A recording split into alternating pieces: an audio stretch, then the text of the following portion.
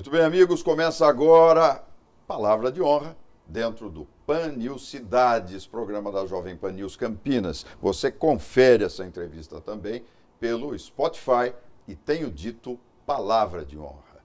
Aliás, hoje estou muito honrado com a presença de um daqueles que eu reputo ser dos melhores jornalistas que conheço, Olivério Júnior. É muito bom tê-lo aqui conosco. Vou fazer um breve intervalo e a gente volta já.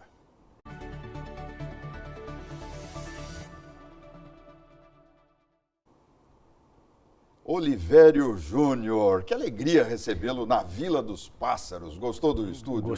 Gostei aqui, o canto é bom. Eu queria dizer para você que a honra é toda minha, você sabe do carinho que eu tenho por você, a amizade, o respeito e, evidentemente, o lado profissional que a gente tem aí, muita semelhança naquilo que a gente pensa, naquilo que a gente gosta, nos procedimentos, daquilo que a gente faz, da retidão que a gente precisa para estar diante do microfone por tanto tempo, né? É verdade, você é um dos mais respeitados jornalistas que eu conheço, porque conseguiu para mim as entrevistas mais saborosas que eu levei ao ar, inclusive aqui pela Pan News, né? Rivelino, Rivelino, Jairzinho. Clodoaldo. Nossa Senhora, quanta gente boa, Clodoaldo. Uma boa parte da seleção de 70, que estava comemorando. Eu era fã e sou fã até hoje. Acho que ninguém deixaria de ser fã de uma seleção daquela. Exatamente Paulo César Caju, que me não deu uma entrevista do Rio de Janeiro. Que não fala com quase ninguém. Né? Te deu uma entrevista. É verdade. Você me ligou e eu liguei para ele. Ele me deu duas entrevistas. Duas. Então você é recordista. Tá vendo? Você já é recordista. Foram anos importantes e momentos importantes, porque naquele ano, esse conjunto de entrevistas que você fez se referia aos 50 anos da conquista da Copa de 70. É verdade. Não consegui com o Pelé, infelizmente, ele já estava mas a gente bem tentou. doentinho, mas tentamos, é verdade. Mas, enfim, olha, que alegria, que honra. E você sempre em rádio, TV, você narrando não, mas coordenando o futebol, né? Continua nessa jornada, Oliveira? Continua. Eu tenho uma rádio hoje, que é uma rádio digital, chamada Rádio 09, o 0 escrito, o 9 o número, eu sempre faço referência disso, para você que gosta de rádio, para a gente que é amante da rádio, né, ou de rádio, que, aliás, nesses últimos dias aí completou mais um ano, né, o rádio como um todo, uma coisa absolutamente espetacular, um companheiro de todos os tempos e momentos, e a gente teve uma progressão muito grande na comunicação. E todo mundo ia dizer, bom, agora vem a televisão, o rádio vai morrer. Aí vem a internet, o rádio vai morrer. E ele parece um grande sobrevivente. Ele está ficando velhinho, mas não está caduco ainda, ele ainda está pensando e raciocinando bem. E ele ainda é uma maneira com muita velocidade de você informar em massa, né? E a Rádio 09 é um grande sabor que eu tenho em fazer a rádio, porque é uma rádio que eu pensei, que eu sonhei, que era a rádio um dia eu tinha um amigo chamado Sérgio Cunha, que você conhece, um grande jornalista também, e ele me dizia assim, o dia que você tiver sua rádio, você faz do jeito que você quer, aqui é assim. E ele falava isso para todo mundo, eu falava assim, fica tranquilo, um dia eu vou fazer, e aí chegou esse momento. E hoje, com assim, muito orgulho, com muita honra, para honrar o nome do programa, a rádio é retransmitida por quase 40 emissoras em todo o país, o que me dá muita alegria, porque é um trabalho bastante receptivo das pessoas. A gente tem 1.600.000 ouvintes por mês de IPs diferentes, o que não é para qualquer rádio. Não, não é, sem dúvida alguma. Agora vamos falar um pouquinho, fazer um pedacinho biográfico aqui dentro do programa, né? Você passou pelas melhores emissoras do país, né?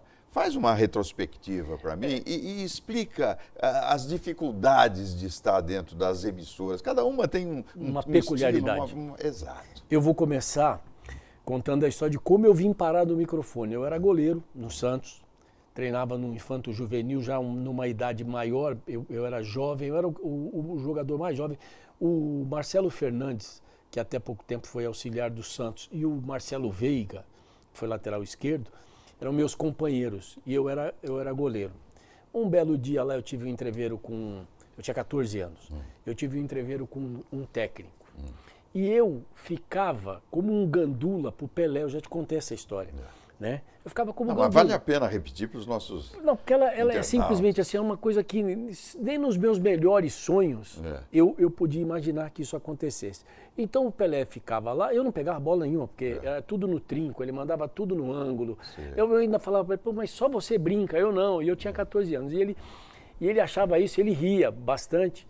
E aí, um belo dia, eu falei, não vou mais jogar esse negócio aqui, Pelé. Foi depois de um título, eu era o capitão do time, ganhamos o título, e depois eu falei, não vou jogar mais isso aqui, não quero, isso aqui é futebol, não é pra mim. De lá pra cá, eu nunca mais quis jogar futebol. Pra mim, ali se encerrou a carreira. E o Pelé falou assim, vai fazer um teste numa rádio.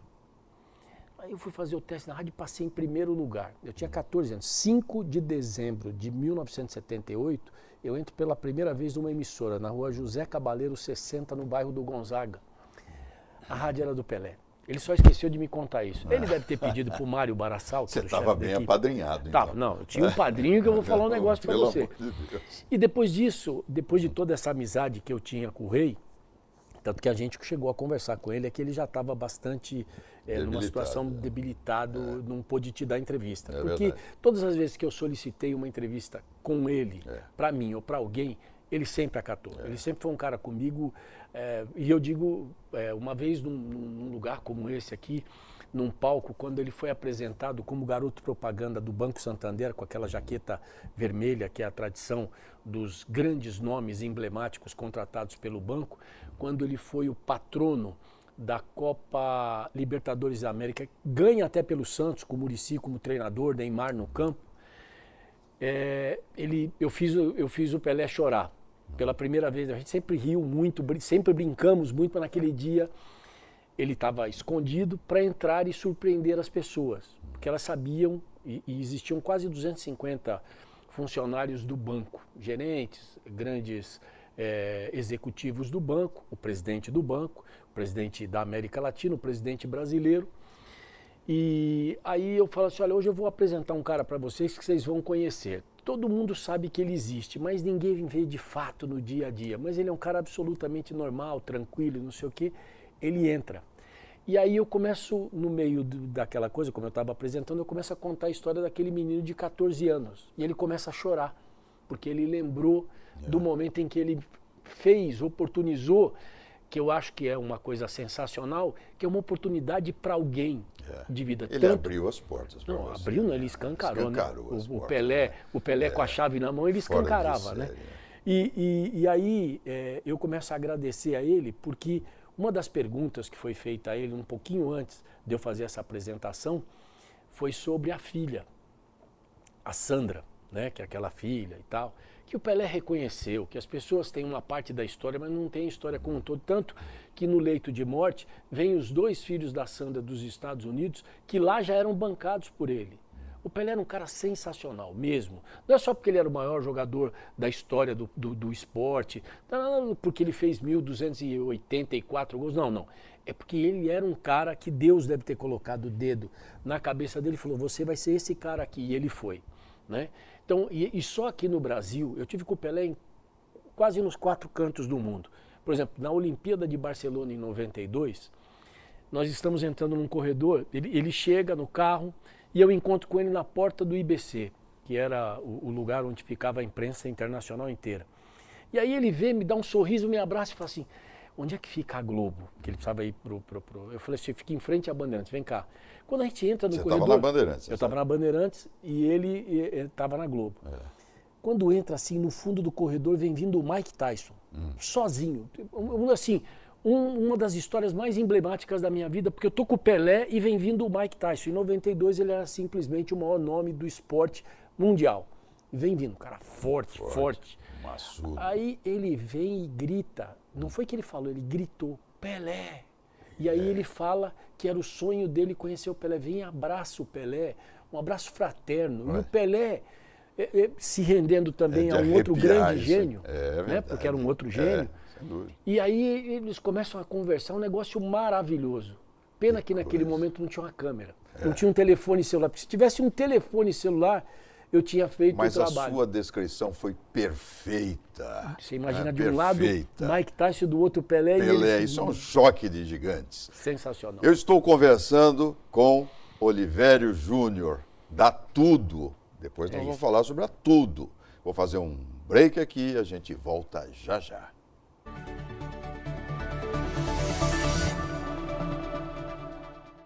PHS Samaritano Saúde é o plano de saúde ideal para você, sua família ou empresa. São mais de 2.300 médicos credenciados e uma ampla rede hospitalar integrada nas cidades de Campinas, Indaiatuba, Paulínia, Hortolândia e Santa Bárbara do Oeste, além de uma nova estrutura hospitalar em Itu e unidades de pronto atendimento, com vasta cobertura que contempla desde centros clínicos, exames complementares laboratoriais e de imagens, procedimentos como cateterismo e angioplastia, internação, maternidade, UTI adulto, neonatal e pediátrica, e oferece ainda o programa de medicina preventiva e a telemedicina. Quando o assunto é cuidado, você pode contar com uma estrutura completa e profissionais experientes que prezam pela atenção personalizada, eficiência e respeito. Se ética, excelência e humanização é tudo que a sua saúde e de quem mais importa merece, você já sabe onde encontrar. PHS Samaritano Saúde. Nós cuidamos de você.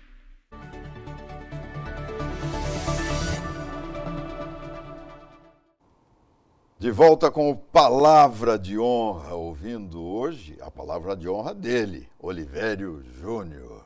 Tem mais alguma história do Pelé pra gente? Tem uma fantástica. Em 89, tinha aquele negócio do Maracanaço de 1950 e o Brasil jogava a sorte de participar da Copa de 90 num jogo contra o Chile. Rojas era o goleiro do time chileno. Você vai lembrar que eles se cortam, né? E aquele dia foi um dia sensacional. Porque o Pelé chega, ele já era comentarista da Rede Globo. E ele chega num carro com o Samir Jorge Abdulhak, que depois foi presidente do Santos, era o advogado dele, uma pessoa muito querida pelo Pelé. E aí eles chegam, mas o Pelé sempre chegou no estádio do Maracanã, excepcionalmente, né? Como jogador. Então ele não sabia como andar no Maracanã. E ele chega, e eu estou exatamente na porta do Maracanã, onde você tem o acesso da imprensa e das delegações, mas ele não sabia das delegações, uma porta mais lateral, e tem um elevador lá, que naquela época, agora o Maracanã até mudou, mas você dava a volta, entrava no elevador, cabiam 3, 4 pessoas, você subia e ele não sabia. E ele falou assim, eu estou perdido para mim. Eu falei, então, aí o Luciano do Vale me chama, eu estou na Bandeirantes. Aí eu pego e, pô, tá aqui o Pelé e tal, o maior jogador, o maior atleta do século e tal, entrevista o Pelé e tal, sobre o jogo com o Chile, a responsabilidade, a importância do jogo e tal, ele fala, e é um negócio legal porque o Luciano depois fala assim, o nosso repórter é diferente, ele entrevista o comentarista da Globo. Eu falei, não, esse para mim não tem o menor interesse, eu estou entrevistando simplesmente o maior jogador de todos os tempos, um cara que fez história nesse estádio. O Pelé foi campeão do mundo, né, contra o Milan em 63, daquele estádio do Maracanã, né? Depois de uma vitória de 4-2, uma derrota de 4-2, aí vai para um jogo definitivo, que é o jogo no Maracanã, e o Brasil ganha com um gol de Dalmo, de pênalti, o bicampeonato de 63. Aí vamos lá, estou lá, entrevisto o Pelé. Naquele dia, assim, aconteceu de tudo, eu acho que era a participação dele. Toda vez que eu estive perto do Pelé, eu tive muita sorte. E aí tem o incidente do jogo, eu consigo entrevistar a fogueteira, só eu consegui entrevistar a fogueteira, porque eu fiquei num corredor. E não era nem para eu estar no jogo, era para eu acabar o jogo e ir embora. E eu acabei ficando naquele corredor, esperando. Falei, vou esperar, porque agora tem muita gente aqui no entorno. E aí aconteceu tudo aquilo que aconteceu, o jogo paralisado, encerrado, aí a polícia entra, o foguete, aquela confusão toda. E eu fui o único jornalista que consegui entrevistar o Rojas, porque eu tinha boa relação com ele, porque ele jogava no São Paulo à época, e consegui entrevistar também, além do Rojas, eu consegui entrevistar a fogueteira. Aquele dia, o Pelé, como sempre, um pé de coelho, me deu toda a sorte do mundo. Não tenho dúvida, né? Exalava a sorte. Ô, Olivério, bom, você já viu que a gente vai ter que fazer um programa falando do Luciano do Vale, que deve ter história para contar, né? Mas eu não posso deixar de perguntar, porque afinal de contas, Neymar acaba de voltar para o Brasil, não é verdade? Sim. E está lá em Santos. Você está morando em Santos, não? Não, eu moro em São Paulo, mas... Você está morando em São Paulo, mas tem raízes em Santos. Nasci lá, né? Então, conheço bem. Agora, eu entrevistei o Rivelino já faz 2 anos. E é atualíssima a entrevista dele. Porque ele acredita no Neymar como ninguém. Até hoje ele acredita. Ele me deu uma entrevista e disse exatamente o seguinte, que eu acho que é o que ele deve ter falado para você, que de hoje, dos atletas que estão jogando hoje, de nacionalidade brasileira, ele seria o único que estaria na seleção de 70. Aí ele diz o seguinte, não sei se banco, ele... né? Ele falou assim, não sei se ele seria titular. É, e aí o Tostão dá a vaga dele numa entrevista recente e diz o seguinte, ele jogaria no meu lugar. Bom, Mas é pela generosidade do doutor. São generosos demais, né? Generosos. O tamanho do futebol deles é o tamanho da genialidade, é o tamanho também da generosidade deles. Não existe. Essa seleção é imbatível em todos os aspectos, morais, éticos, olha, é fora de série. Até a defesa, que a gente podia chiar um pouquinho, mas os caras jogaram muito. Jogaram, mas também com aquele ataque... Do meio campo para frente eles resolviam. Pelo amor de Deus. Agora, Neymar começa os primeiros jogos do Santos sem grande, vamos dizer, participação, né? Pelo menos normal, é o que... né? Vem de uma contusão gravíssima, um tempo Agora, de inatividade ele longo. se contunde muito, né? Isso é normal? Não é acima da média o número de contusões dele? Olha, ele é um baita profissional. Ele nunca atrasou em um treino. Se você pegar todo o histórico do Neymar, Santos, Barcelona, a ida no PSG, no mundo árabe, ele não atrasa um minuto. Ele é um grande profissional. O extracampo dele, porque se você deixar de dormir como atleta, vai ser cobrado em algum momento. Claro. Ele deixou de jogar uma Copa do Mundo, aquela aqui de 2014 no Brasil, porque ele tomou uma entrada... Um coice bravo, né? E teve uma fratura. Mas aquilo foi uma judiação, né? Jogando pela mesma seleção brasileira, durante as eliminatórias da Copa, né? Eliminatórias da Copa, ele teve uma outra contusão gravíssima. É o seguinte, o Neymar é dos extra-séries, dos maiores jogadores da história do futebol mundial. Só que ele esqueceu de se colocar nessa fila. Mas aí eu acho que é muito mais responsabilidade dele do que a maluquice do futebol. Por quê? Repito, o pai é um grande agente, se tornou um grande responsável, mas as coisas que acontecem fora, e eu não estou falando daquele negócio da menina que disse que ele fez, nada disso, porque eu gosto de analisar o cara dentro do campo. Agora, reflexos do que ele faz fora do campo, dentro do campo aconteceram, e isso foi extremamente prejudicial para o todo da sua carreira. A gente vive da fama, seja o jornalista ou a figura pública, vive da fama. E a fama dele atrapalha o jogador que é absolutamente excepcional. Na sua opinião, joga na próxima Copa? Eu acho que vai ser uma necessidade do Brasil. O que a gente tem aí não é bom. Nossa Senhora. Então, nós estamos para trás em treinadores, nós estamos... Tem uma coisa que eu sempre falo, Thanos, é o seguinte. Eu estava falando com o Valdemir Amorim. Não me desanima, Oliveira. Não, eu estava falando com o Valdemir Amorim. Logo quando eu estava entrando aqui no estúdio, eu falei para ele, que é um companheiro nosso, jornalista também. É verdade. Eu sou de uma época que você estava ouvindo o rádio e falava assim, esse aí é o Rosemiro, lateral direito do São Paulo. Estou falando do Palmeiras. Estou falando de jogadores que você... Não estou falando de Rivelino, Zico, Pelé. Sim. Eu estou falando de jogadores que talvez o grosso das pessoas não se lembre com tanta facilidade. Esse aí é o Alfredo Mostarda. Esse aí é o Moisés, que jogou na zaga do Corinthians. Esse aí é o Fernando, zagueiro que jogou no Santos. Mas você sabia a voz. Hoje você não sabe a voz de um único jogador do Brasil. Sabe por quê? Porque eles não falam, eles não têm mais alma. E quem não fala, não põe para fora os seus fantasmas, os seus espíritos malignos ou benignos. O que acontece? O jogador hoje ele se esconde. Hoje você conhece a voz do dirigente. E você quer ver uma coisa como isso é um fato?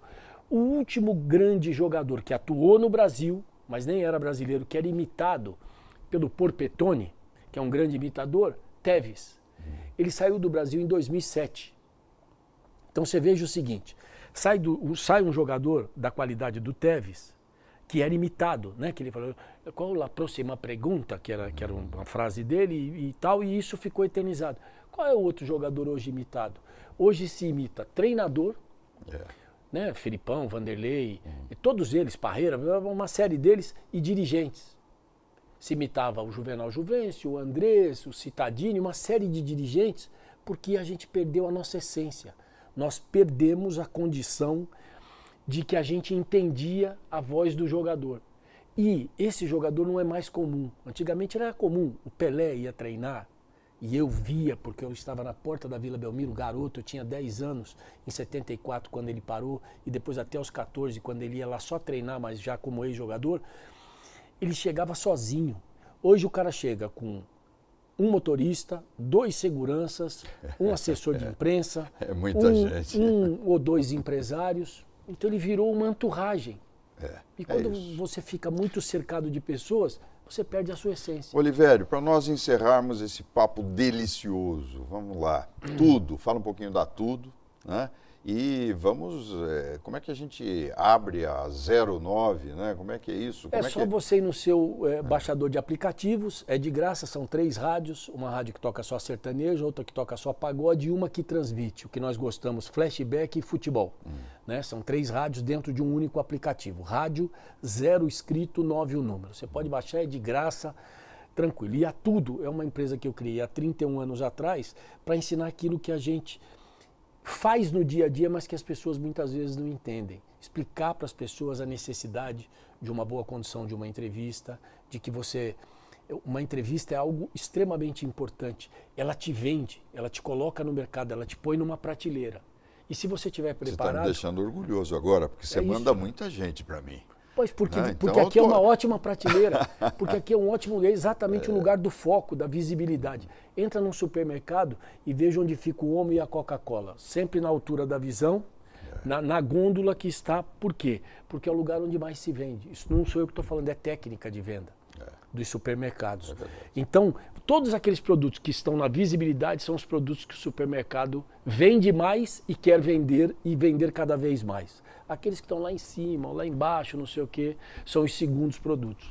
Olivério Júnior. Aqui está na prateleira do olho da gente. Você vai voltar, né? A hora que você quiser. Olha, um prazer enorme recebê-lo aqui. Todo meu. E vamos nos falando, hein?